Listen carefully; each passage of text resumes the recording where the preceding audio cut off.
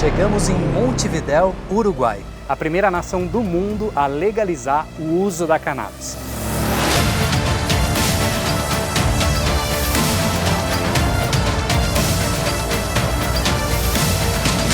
Em 2014, começaram a ser registrados os primeiros cultivadores domésticos e clubes canábicos. Em 2017, se inicia a venda em farmácias. E nos últimos anos, com 2,5% da população registrada como usuário legalmente, o país abriu frente para novos mercados, financiados pela pesquisa científica, indústria de cosméticos, tratamentos medicinais e também países adeptos do seu uso.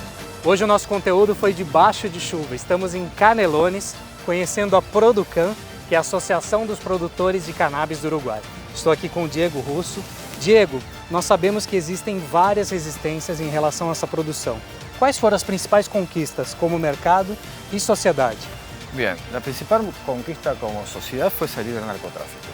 Como mercado fue que dio mercado de trabajo en el Uruguay.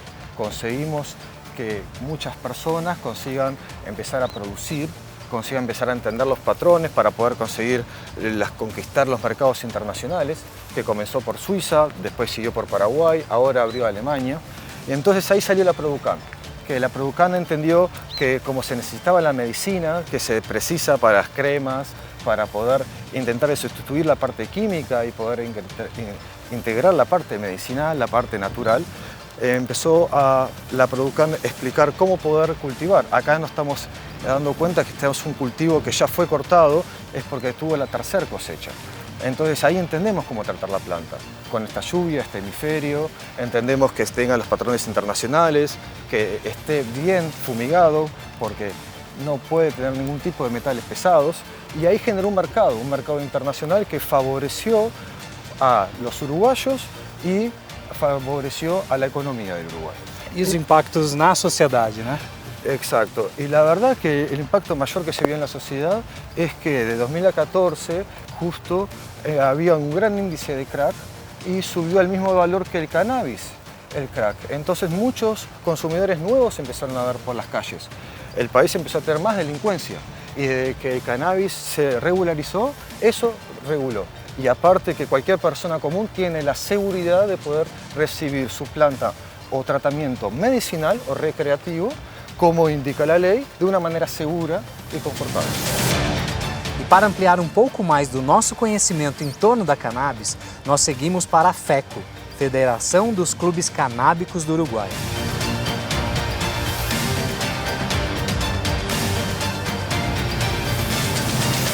Guilherme, hoje nós entendemos que a cannabis ela é um commodity a ser exportado para vários países e, consequentemente, laboratórios de pesquisa e estudo. Como os clubes canábicos podem ajudar a favorecer o cultivo, implementação de novas formas de cultivo e também o conhecimento em torno da genética y o aspecto medicinal?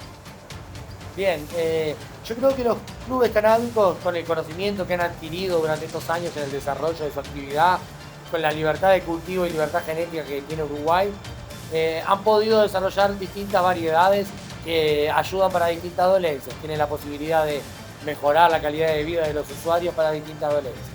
Entonces, todo este aporte que han hecho con el conocimiento y la investigación desarrollada durante años de cultivo es una manera muy importante de apoyar a la cadena productiva nacional.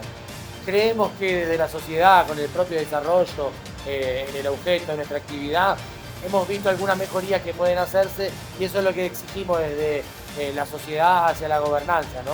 Quebrar algunas barreras y poder continuar desarrollando esta actividad que tiene beneficios para todos los usuarios. Quilômetro 7.800. Daqui, seguimos rumo ao Brasil. 5 horas de viagem e chegamos no Chuí, a cidade mais ao sul do país. Já em terras brasileiras, conhecemos a Aliança del Pastizal, uma iniciativa dedicada à conservação do bioma pampa e desenvolvimento sustentável de diferentes cadeias produtivas do agronegócio e pecuária. William, nós sabemos que o bioma pampa ele tem uma predominância de vegetação campestre e produção pecuária. Como que vocês buscam um equilíbrio em relação às emissões de gás de efeito estufa? Ótimo.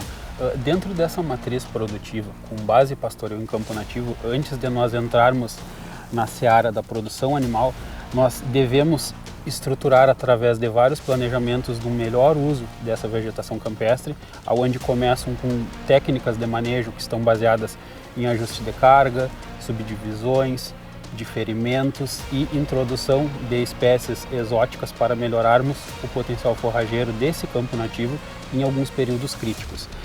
Dentro desse contexto, quando nós anexamos o item animal a esse sistema, nós começaremos a colher resultados a nível de sistema de produção, e quando eu me refiro ao sistema de produção, tudo que envolvemos a interface solo, planta, animal e ambiente. Em relação às questões de produção de gases de efeito estufa, onde nós podemos resumir por metano, sim, nós sabemos que os herbívoros que ocupam os nossos sistemas de produção, eles sim são emissores de gases. Através desses manejos de campo nativo, nós conseguimos produzir uma carne caracterizada como carbono neutro através de intervenções de técnicas específicas de manejo. Então, aliando as produções vegetais que o nosso Pampa nos oferece, junto com ajustes pontuais nessas produções animais, nós conseguimos mitigar esses efeitos de produção de CO2. Outro ponto bastante interessante de nós relevarmos a nível de bioma Pampa é a presença de árvores. Nós estamos em uma condição pastoril a nível da América do Sul, onde nós não precisamos fazer desmatamentos, então retirando o componente arbóreo do sistema, visto que a frequência de árvores ela está muito mais vinculadas a algumas regiões ecofisiográficas, como é o caso aqui da Serra do Sudeste, onde nós estamos hoje, ou seguindo matas ciliares apenas em leitos de rios. Em Pelotas, doamos a nossa primeira cadeira de rodas. Lembra do desafio proposto lá atrás pelo Entre Rodas para doarmos 10 cadeiras de rodas durante a nossa jornada? Então, aqui estamos nós. No Rio Grande do Sul, em Pelotas, doando nossa primeira cadeira de rodas. Olá! Tudo bem, Patrick? Obrigado por nos receber. Estou muito feliz de estar aqui e poder, em nome da Entre Rodas, doar essa cadeira para você, viu?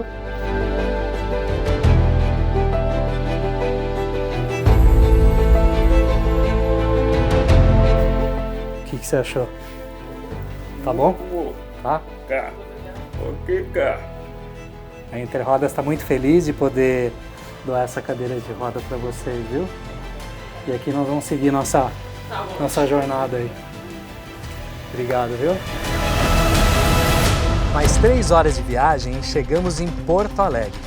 Aqui nos encontramos com especialistas e iniciativas dedicadas à cadeia da reciclagem, fomento da economia circular e educação ambiental. Hoje nós estamos em Porto Alegre conhecendo esse projeto incrível que é a Ecobarreira Arroio de Luva. Eles trabalham pela contenção de resíduos sólidos em cursos d'água, já coletaram mais de 1.000 toneladas nos últimos anos, e também pela conscientização ambiental. Estou aqui com o professor Gino Guerin, da Universidade Federal. Professor, qual a relação que um projeto desse tem com a Política Nacional de Resíduos e também com a economia circular? Perfeito. Este projeto está relacionado com a Política Nacional de Resíduos Sólidos e com a economia circular. Trabalhamos em 2 frentes, na remediação, é o que se vê aqui, e na conscientização do gerador do resíduo, para que faça a separação e o encaminhamento correto para que o resíduo seja inserido nas linhas de reciclagem, abraçando a economia circular. A ecobarreira de Cachoeirinha, espelhada nessa, foi construída com o apoio da Procuradoria Pública, que destinou recursos de multas ambientais para viabilizar a ecobarreira de Cachoeirinha. E é isso aí, pessoal, é um ótimo exemplo da iniciativa público-privada e também engajamento da sociedade. Estamos em Porto Alegre, na comunidade de Bom Jesus, no Centro de Educação Ambiental.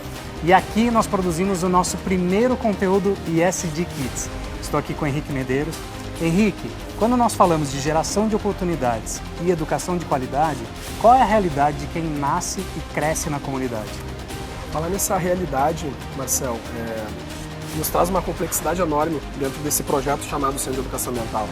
O CEA que surgiu, né, pensando na geração de renda para a comunidade através do cuidado da limpeza urbana e do meio ambiente, começou a prospectar dentro da comunidade, enxergando todas essas dificuldades que a gente tinha com oportunidade e com educação de qualidade para os filhos dessas famílias, dessas mulheres que começaram a participar desse projeto. A partir de então, dos anos 2000, a gente começou a perceber o tamanho da responsabilidade que a gente tinha dentro das comunidades de periferia por entender, infelizmente, o tamanho da desigualdade social no Brasil e que surge exatamente por essa falta de oportunidade de educação dentro das comunidades de periferia.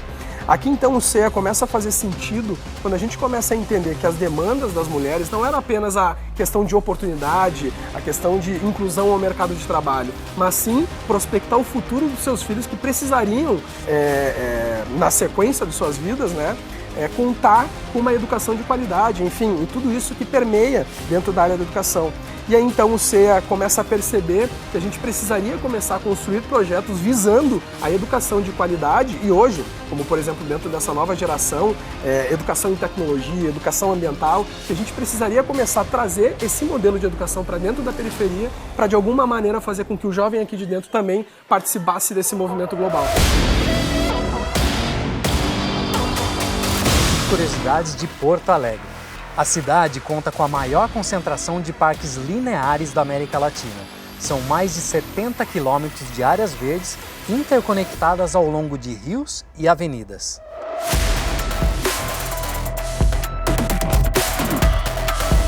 Nesta semana, pudemos conhecer um pouco mais sobre o mercado da cannabis, iniciativas dedicadas à conservação do bioma pampa, desenvolvimento sustentável da agropecuária, economia circular e educação ambiental.